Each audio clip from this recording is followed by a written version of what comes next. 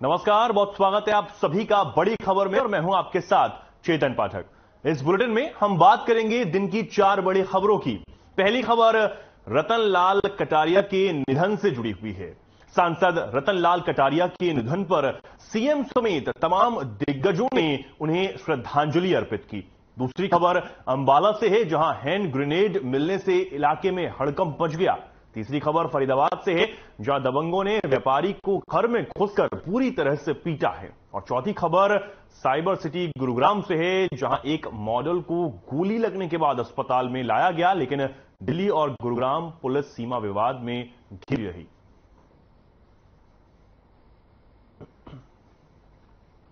तो ये 4 बड़ी खबरें जिनके बारे हम एक एक कर बात करने वाले हैं। पहली खबर पंचतत्व में विलीन हुए सांसद रतन लाल कटारिया।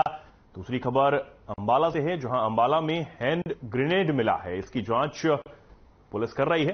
तीसरी खबर व्यापारी के घर में घुसकर पिटाई की गई है, कुछ दबंगों ने पिटाई की है, इसका वीडियो भी सामने आया है। और चौथी खबर मॉडल को गोली लगने का यह मामला है, लेकिन सीमा विवाद में पुलिस यहां उलझी रही। तो ये 4 बड़ी खबरें जिनके बारे में हम एक एक कर बात करेंगे। पहली खबर पंचतत्व में विलीन हुए सांसद रतन लाल कटारिया। सीएम समेत तमाम दिग्गज नेताओं ने उन्हें श्रद्धांजलि अर्पित की। दूसरी खबर अंबाला में हैंड ग्रेनेड मिला है, पुलिस जांच में जुटी हुई है। बॉम्ब स्क्वाड भी मौके पर पहुंचा और जांच की गई। तीसरी खबर एक वीडियो वायरल हुआ है, जिसमें देखा जा सकता है कि एक व्यापारी के घर में घुसकर कुछ दबंगों ने उसकी पिटाई की है। और चौथी खबर सीमा विवाद में पुलिस उलझी हुई है और मॉडल को यहां एक गोली मारने का मामला है। तो 4 बड़ी खबरें हैं दिन की, जिनके बारे में हम एक एक कर बात करेंगे।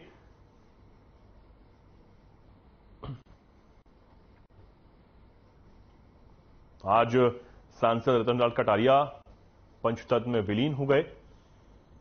पिछले काफी समय से वो पीजीआई में भर्ती थे, बीमार चल रहे थे, जिसके बाद आज उनका निधन हो गया और पूरे राजकीय सम्मान के साथ उनको अंतिम विदाई दी गई। सीएम समेत तमाम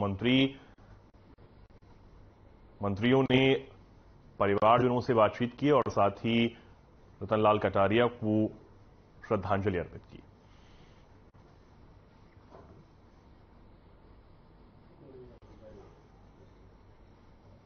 बात करेंगे पहली बड़ी खबर की, जो अंबाला से बीजेपी सांसद रतन लाल कटारिया का निधन हो गया है। चंडीगढ़ के मई माजरा शमशान घाट में कटारिया को पंचतत्व में विलीन किया गया। रतन लाल कटारिया ने चंडीगढ़ पीजीआई में अपनी अंतिम सांस ली थी। वो पिछले कई दिनों से चंडीगढ़ पीजीआई में भर्ती थे। रतन लाल कटारिया के निधन के बाद राज्यपाल सीएम मनोहर लाल, हरियाणा विधानसभा अध्यक्ष ज्ञानचंद गुप्ता, हरियाणा बीजेपी प्रदेश अध्यक्ष ओम प्रकाश धनखड़ ने उन्हें श्रद्धांजलि अर्पित की।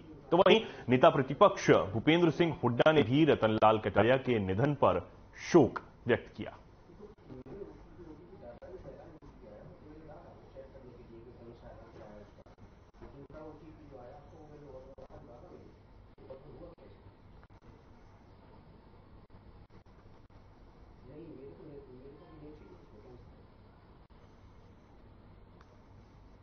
देखिए, आज हमारे मेंबर पार्लियामेंट श्री रतन लाल जी कटारिया वो हमारे बीच में नहीं रहे। पिछले कुछ दिनों से अस्वस्थ चल रहे थे, पीजीआई में एडमिट थे। रतन लाल जी कटारिया के जाने से एक बहुत रिक्तता हरियाणा की राजनीति में कह सकता हूं ये आई है। पार्टी के वो प्रदेश अध्यक्ष रहे, हरियाणा विधानसभा में रादौर से विधानसभा सदस्य, चीफ पार्लियामेंट्री सेक्रेटरी भी बाद में बनाया गया, केंद्र में भी मंत्री रहे और 3 बार लोकसभा का प्रतिनिधित्व अंबाला लोकसभा का उन्होंने किया। अचानक उनके जाने से एक क्षति हुई है, तो निश्चित रूप से हम संगठन के सब लोग बहुत ही आहत हैं। इस समय पर मैं प्रभु से प्रार्थना करता हूं कि उनको अपने प्रभु चरणों में उनको स्थान मिले और परिवार के सब लोगों को भी इस अपूर्णीय कृत्य को सहन करने की ताकत मिले। सरकार की ओर से हमने ये तय किया है कि उनकी अंत्येष्टि राजकीय सम्मान के साथ होगी और एक दिन का राष्ट्रीय शोक राजकीय शोक एक दिन का ये होगा। हाफ मास्ट पर जो झंडे हैं वो दिन भर हाफ मास्ट पर रहेंगे। कोई सरकारी एंटरटेनमेंट का कार्यक्रम नहीं होगा। तो इस प्रकार से उनको हमने सरकार की ओर से भी आज श्रद्धांजलि देने का कार्यक्रम किया। बहुत हम सबके लिए बहुत दुखदायी समय है और कटारिया जाने का जहां हम सबको दुख है वहीं पार्टी को बड़ा भारी नुकसान भी है और बहुत लंबे टाइम से वो पार्टी का काम वो देख रहे थे, कर रहे थे, संघर्ष उन्होंने किया बहुत बड़ा।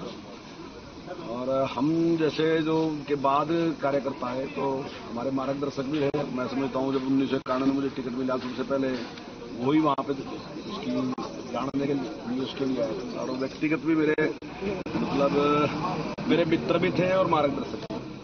मुझे बड़ा भारी दुख है इस बात का। मुझे बहुत बुरा है। माइक ऊपर करो यार। जब वो राजनीति में रहे मृदुल भाई हम जो रवि में माइक नीचे बहुत बार मिला जुलना था पार्लियामेंट में भी मैं जब मंत्री था समय में भी उन्होंने काफी बार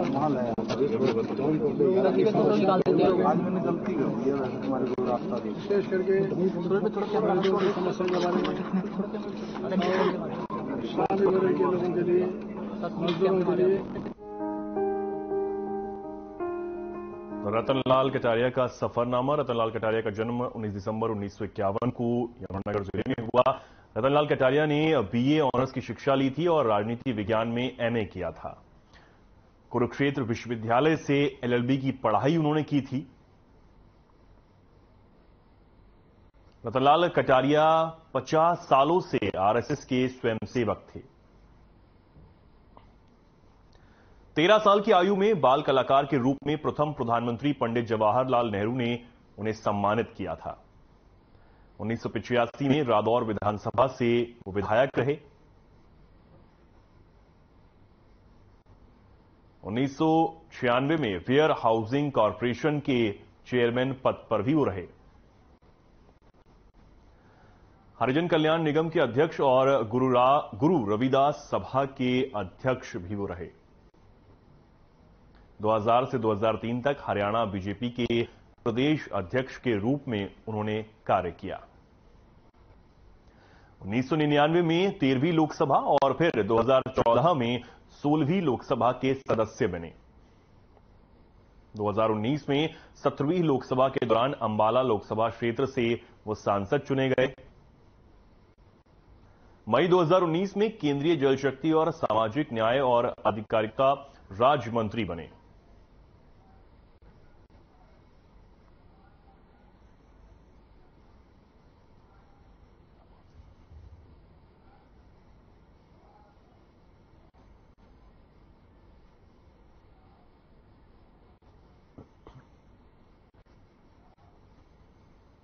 और इस खबर पर ज्यादा जानकारी के लिए हमारे साथ हमारे संवाददाता ओम प्रकाश शर्मा चंडीगढ़ जुड़े हैं। ओम प्रकाश, कितनी क्षति यहां पर राजनीतिक तौर पर अगर देखी जाए वो हुई है और क्या कुछ वहां जो नेता हैं उन्होंने क्या कुछ कहा है? देखिए, अगर हम रतनलाल कटारिया की निधन की बात करें तो वाकई में ये आज हरियाणा बीजेपी के लिए एक बड़ा एक वैक्यूम का दिन है। उनको काफी क्षति पहुंची क्योंकि रतनलाल कटारिया हरियाणा बीजेपी के उन लोगों में शामिल होते थे। जब 1980 में बीजेपी की स्थापना हुई तो हरियाणा से जो चंद लोग शामिल हुए थे उनमें रतनलाल कटारिया भी था। जब जनसंघ के तौर पर बीजेपी होती थी तब भी वो जो है रतनलाल कटारिया थे, वो तब भी बीजेपी में शामिल थे और तभी वो हरियाणा से सढौरा विधानसभा सीट से वो पहली बार विधायक भी बने थे। हरियाणा बीजेपी के प्रदेश अध्यक्ष भी रह चुके हैं। 3 बार लोकसभा से जो है वो सांसद भी रहे, 2 बार केंद्र में मंत्री भी रहे, प्रधानमंत्री अटल बिहारी वाजपेयी की सरकार में भी वो मंत्री रहे और वर्तमान में नरेंद्र मोदी की सरकार में भी वो मंत्री रहे थे। हालांकि कोरोना के बाद जो एक रिशफल हुआ था उसमें मंत्री पद से उनको हटा दिया गया, लेकिन फिर भी वो करीबन 2 साल तक मंत्री थे। और अगर हरियाणा सरकार की बात करें तो हरियाणा सरकार में भी वो चीफ पार्लियामेंट सेक्रेटरी रह चुके हैं। तो माना ये जा सकता है कि देखो उनके जो नहीं होने से जो बीजेपी का एक दलित चेहरा रहा हरियाणा के अंदर, उसको कहीं ना कहीं थोड़ा सा एक वैक्यूम कहीं ना कहीं क्रिएट हुआ है और बीजेपी को इसको भरने में थोड़ा सा टाइम लगेगा। जी ओम प्रकाश जी, ये बीजेपी के जो नेता हैं उनका निधन यहां पर हुआ है। हालांकि विपक्ष के जो प्रतिपक्ष नेता हैं उन्होंने भी दुख जताया है, संवेदनाएं अपनी प्रकट की हैं। विपक्ष के नेता भी बताते हैं कि उनका जो मिजाज है वो खुशनुमा मिजाज था, हमेशा हंस के वो मिला करते थे और साथ ही जो उनके साथ काम करने वाले हैं वो भी यही बात कहते थे। देखिए चेतन, वाकई में रतनलाल कटारिया का जो करीबन 50 साल का राजनीति का करियर था, वो आरएसएस में भी रहे, भारतीय जनता पार्टी में भी रहे और जनसंघ में भी रहे। ये जो सभी इस दौरान वो जितने भी जहां पर भी उन्होंने रहे हैं, उनके किसी से कोई भी किसी भी तरह का झगड़ा नहीं था। वो एक राजनीतिक विरोध रखते थे, उनके बीच में कभी भी किसी के साथ मनभेद उनके हैं जो वो नहीं हुए। यही कारण था कि आज जब उनका निधन हुआ तो सभी पार्टियों के, सरकार, विपक्ष, बीजेपी, जो तमाम लोग थे वो जो है उनको आखिरी श्रद्धांजलि देने के लिए जो है वो पहुंचे थे। वो एक मुद्दे आधारित जो है वो राजनीति करते थे। उनके चरित्र पर किसी भी तरह का भेदभाव का या पक्षपात करने का किसी भी तरह का कोई दाग नहीं था। तो कहा जा सकता है कि विपक्ष भी कहीं ना कहीं उनकी एक काम करने की कार्यशैली से कहीं ना कहीं प्रभावित था और इसका नतीजा है कि आज विपक्ष के नेता भी जो उनके संस्कार में पहुंचे और कई ट्वीट भी जो है उनके निधन के ऊपर व्यक्त किए गए। जी ओम प्रकाश जी, आने वाले दिनों में चुनाव भी हैं, अगर उस लिहाज से देखा जाए, हालांकि ये मौका नहीं है लेकिन फिर भी अगर देखा जाए तो कितनी मुश्किलें पार्टी को आएंगी, क्योंकि 50 सालों से एक लंबा सफर उन्होंने राजनीति में तय किया और एक मार्गदर्शक के तौर पर भी उन्होंने पार्टी के साथ काम किया है। तो क्या कुछ अब नेताओं का कहना है वहां पर रतनलाल कटारिया जी के निधन के बाद? देखिए, सबसे पहले तो मैं ये कहना चाहूंगा कि शायद अंबाला लोकसभा के ऊपर उपचुनाव ना हो, क्योंकि अगर 1 साल से कम समय का वक्त बचा हो किसी भी मतलब किसी भी सदन के कार्यकाल का, तो उस स्थिति में अगर चुनाव आयोग चाहे तो वो चुनाव को पोस्टपोन करवा सकता है, क्योंकि इस वक्त मई का महीना चल रहा है और अगले साल अप्रैल की शुरुआत में जो कहीं ना कहीं आचार संहिता जो है वो लग जाएगी। तो ऐसे में मुझे लगता है कि अंबाला विधानसभा के अंदर फिलहाल उपचुनाव की कोई संभावना, लेकिन अगर होती है तो वाकई में बीजेपी के लिए काफी जो है मुश्किलों का सामना होगा। एक बेवजह 2024 के चुनाव से पहले उनकी जो है वो परीक्षा होगी, लेकिन अभी चुनाव करवाने में 6 महीने का वक्त है और चुनाव करवाने में 6 महीने का वक्त है और अगर चुनाव अब डिक्लेरेशन करता है। ठीक है ओम प्रकाश जी, मैं आपको यही रुकना चाहूंगा। बहुत धन्यवाद आपका हमारे साथ जुड़ने के लिए और ये जानकारी हम तक पहुंचाने के लिए। आगे बढ़ते हैं। अंबाला के शाहजादपुर इलाके में हैंड ग्रेनेड होने की सूचना मिली थी। पुलिस ने शक के आधार पर बम डिस्पोजल टीम को बुलाया तो प्लास्टिक के पाइप में 4 जिंदा कारतूस मिले, जिसमें बम डिस्पोजल टीम ने डिस्पोज कर दिया। अंबाला पुलिस ने बताया है कि ये हैंड ग्रेनेड विदेश से बने हुए हैं। फिलहाल पुलिस इस मामले की जांच करेगी कि आखिर ये हैंड ग्रेनेड कहां से आए हैं और किस चीज के लिए यहां इस्तेमाल होने वाले थे।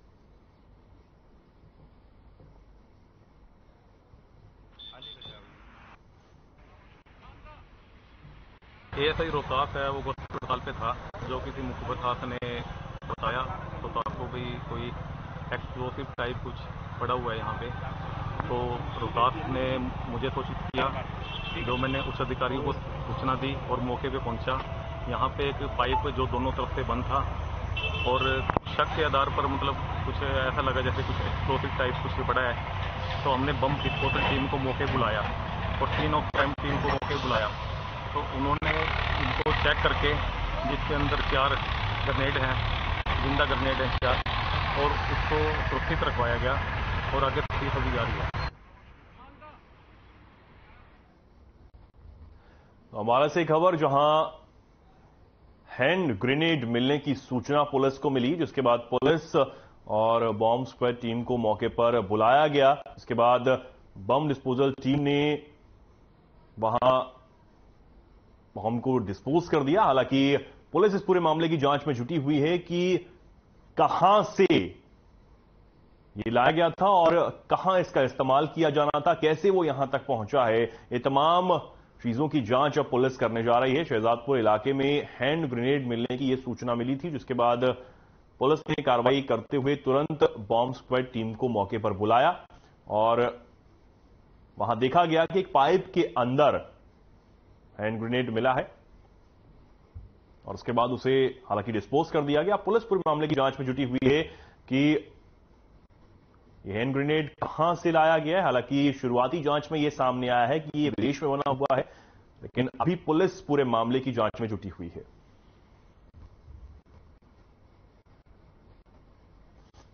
अंबाला में पुलिस को सूचना मिली कि एक विस्फोटक की तरह यहां कुछ पड़ा हुआ है, जिसके बाद पुलिस ने मौके पर पहुंचकर जांच की तो वहां पाया गया कि एक हैंड ग्रेनेड है, जिसे बॉम्ब डिस्पोजल टीम के द्वारा इसे डिस्पोज किया गया और पुलिस मामले की जांच में जुटी हुई है।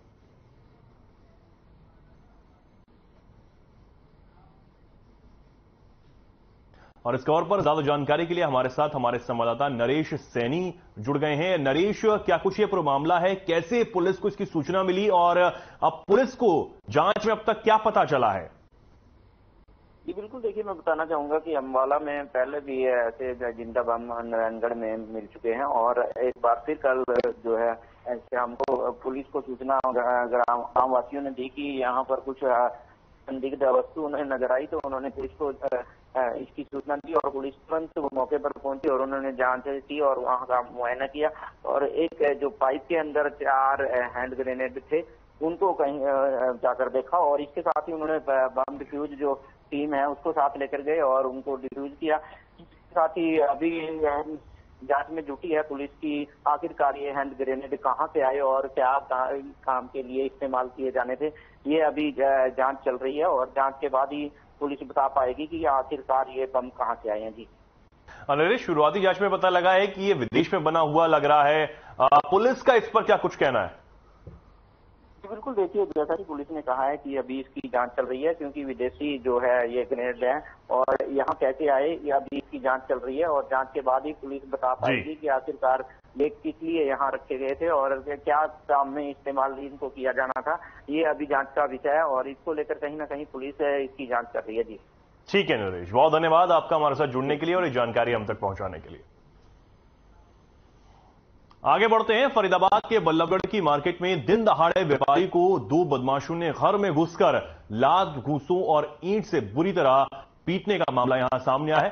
सीसीटीवी में कैद हुई तस्वीरों में आप देख सकते हैं कि कैसे पीड़ित के भाई को देखकर बदमाश मौके से फरार हो गए। हालांकि पीड़ित पर हुए हमले के कारणों का पता नहीं लग पाया है। फिलहाल पीड़ित की शिकायत पर पुलिस ने अज्ञात लोगों के खिलाफ मामला दर्ज कर जांच शुरू कर दी है।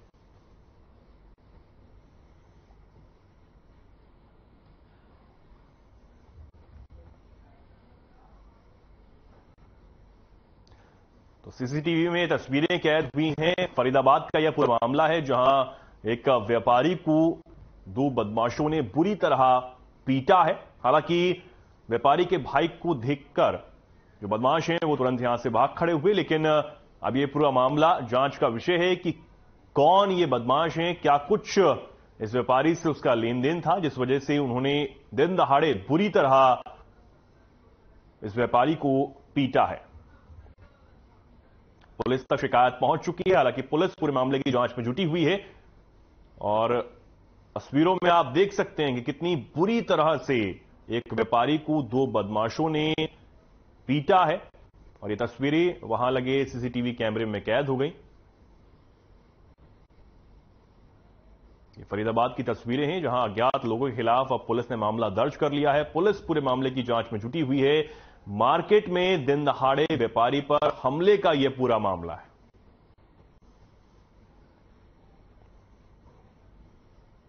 अज्ञात लोगों के खिलाफ पुलिस ने मामला दर्ज कर लिया है।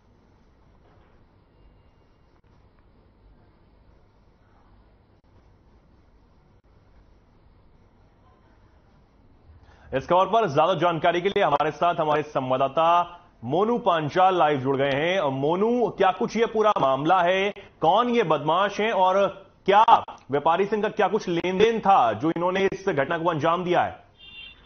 चेतन, मैं बता दूं ये बल्लभगढ़ के सब्जी मंडी का ये सारा मामला है दुकान पर काम कर रहा था, लेकिन जैसे ही काम करते समय जब दो बदमाश यहाँ पर मौके पर पहुंचे और जो है उन्होंने जो है लात घूंसों से इस व्यापारी पर हमला कर दिया। इसके साथ साथ मैं बता दूं, इसमें हमले में जो है इसका भी इस्तेमाल किया गया। वो जो बदमाश है वो इस व्यापारी पर हमला करते हुए दिखाई दे रहे हैं, क्योंकि ये सारा मामला जो है सीसीटीवी कैमरे में कैद हो गया। इसके साथ साथ देखा जाए कि जिस तरीके से बदमाशों के जो है हौसले यहाँ पर बुलंद होते हुए नजर आ रहे हैं, तो कहीं ना कहीं पुलिस का जो खौफ है वो यहाँ पर देखा नहीं जा रहा। लेकिन जब व्यापारी से इस बात को लेकर, इस झगड़े को लेकर के जब बातचीत की, इस हमला को लेकर के, तो व्यापारी ने कहा कि मेरा ना तो किसी से कोई लेन देन है और ना ही मेरा किसी से कोई झगड़ा। व्यापारी भी जो है पहचान नहीं पा रहे कि कौन लोग थे ये, क्यों मेरे पर हमला किया। लेकिन साफ तौर से जिस तरीके से सीसीटीवी कैमरे में ये सारी वारदात कैद हुई, तो इससे साफ तौर पर देखा जा सकता है कि अगर उनका भाई उसको बचाने के लिए दुकान पे नहीं पहुंचता तो कहीं ना कहीं ये बदमाश जो है व्यापारी को जो है जान से मार देते। जी चेतन। मोनू, तस्वीरों में आप साफ देख सकते हैं कि जो दोनों बदमाश हैं वो जान से मारने की नीयत से ही लगता है आए थे व्यापारी को, लेकिन वो वहां से किसी को देखकर फरार हो गए। हालांकि आप बता रहे हैं कि उनके भाई थे जिनको देखकर वो वहां से पहुंच गए। पुलिस पूरे मामले में अब जांच में आखिर जुटी हुई है, क्या कहना है पुलिस का? क्या अब तक पता लग पाया पुलिस को? देखिए, ये मामला जो है 16 मई का जो है ये मामला था। जिस तरीके से बात की जाए तो 13 मई का ये मामला था। 16 मई को जो है जो व्यापारी है उसने शिकायत दी जो है थाने में, और पुलिस ने जो है FIR दर्ज कर लिया। लेकिन पुलिस अपनी तरफ से यही कह रही है कि जल्द से जल्द आरोपियों को गिरफ्तार किया जाएगा। लेकिन पुलिस भी जो है व्यापारी से जो लगातार है वो पूछताछ कर रही है कि आखिरकार कौन थे ये, क्या कोई पहचान है, क्या कोई किसी से लेन देन है, किसी से कोई दुश्मनी है। लेकिन व्यापारी की तरफ से अभी तक इस तरीके का कोई सवाल नहीं हुआ है। व्यापारी यही कह रहा है कि मेरी ना तो किसी से कोई दुश्मनी है और ना ही मेरा किसी से कोई लेन देन है। लेकिन चेतन, जो पुलिस जो है जल्द से जल्द आरोपियों को गिरफ्तार करने की बात यहाँ पर जरूर कह रही है। ठीक है मोनू, बहुत धन्यवाद आपका हमारे साथ जुड़ने के लिए और ये जानकारी हम तक पहुंचाने के लिए। आगे बढ़ते हैं। खबर गुरुग्राम से है, जहां गोली लगने से घायल एक मॉडल को गुड़गांव के एक निजी अस्पताल में भर्ती करवाया गया। मॉडल के पेट में गोली मारी गई थी। इसे घायल अवस्था में एक युवक गाड़ी में लेकर यहां आया था, जो मॉडल को अस्पताल के गेट पर ही छोड़कर फरार हो गया। पूरा घटनाक्रम वहां लगे सीसीटीवी कैमरे में कैद हो गया। इसकी सूचना जब पुलिस को दी गई तो पुलिस मौके पर पहुंची, लेकिन दिल्ली और गुरुग्राम सीमा के विवाद में उलझ गई। हालांकि मामले में अभी तक घायल मॉडल के बयान नहीं हुए हैं, लेकिन बेहोश होने से पहले मॉडल ने डॉक्टर को अपना नाम और एड्रेस बताने के साथ ही बॉयफ्रेंड का नाम धीरज बताया था। पुलिस घायल मॉडल के होश में आने का इंतजार करने के साथ ही उसे अस्पताल लाने वाले युवक की भी तलाश कर रही है। अस्पताल लाने वाले युवक ने डॉक्टर को यह भी कहा कि वह अन्य लोगों को अस्पताल लाने के लिए जा रहा है जिन्हें गोली लगी है। फिलहाल पुलिस ने सीसीटीवी कैमरे में कैद हुए इस युवक की फुटेज कब्जे में ले ली है। पुलिस के सामने कई सवाल अब आ गए हैं कि आखिर ऐसा क्यों हुआ कि युवक ने गाड़ी को अस्पताल से दूर खड़ा किया ताकि सीसीटीवी में कैद ना हो पाए।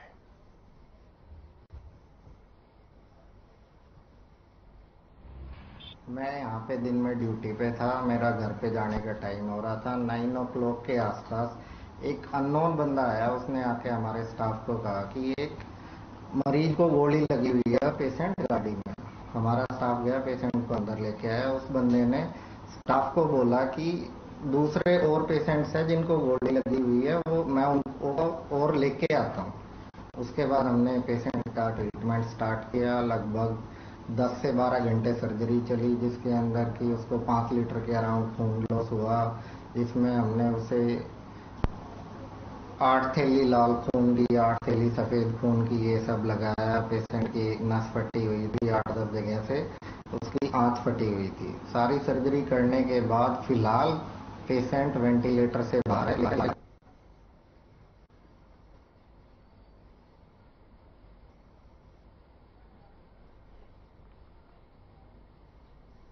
फिलहाल के लिए खबरों में इतना ही। नमस्कार।